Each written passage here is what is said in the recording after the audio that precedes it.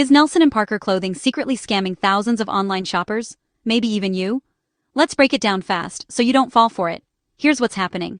As of March 2026, tons of reports are pouring in from frustrated buyers. Nelson and Parker claims they're a stylish NYC brand, but according to the Better Business Bureau and hundreds of online reviews, the reality is pretty shady. First up, deceptive advertising. People order trendy jackets and chic dresses, but what shows up weeks later? Cheap, thin, see-through clothes, often with no labels, and almost never the right size. Some even say the items feel like they're made from leftover Halloween costumes. Ouch.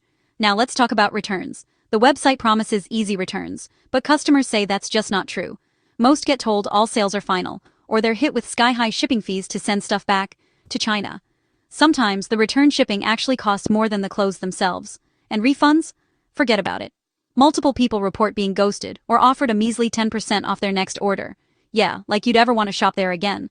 Watch out for red flags.